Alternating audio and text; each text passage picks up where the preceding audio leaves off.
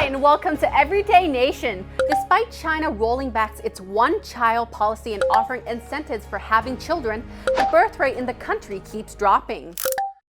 In the present day, Chinese women are highly educated. This trend is ruining the marriage prospects of many men. With the biggest drop in China's population since the Great Famine of 1961, there are now 1,080 men for every 1,000 women in the country. This trend has emerged that Chinese men are coming over to many countries in Southeast Asia to find wives, and one of that is Thailand. This has led an increase in Chinese matchmakers and illegal surrogates, which has alarmed Thai officials. Last year, the Royal Thai Consulate General in Kunming issued a statement warning Thai women who are looking to marry Chinese men through matchmakers to carefully research their spouses, mainly because they're seen as a more affordable option compared to women in China. Many Thai women go into these relationships thinking they're stepping to a life of financial security and high social status. Generally speaking, it's advisable to be well informed about the laws and cultures before entering relationships with foreign nationals, as some have faced challenges in returning to Thailand and some have even experienced physical harm.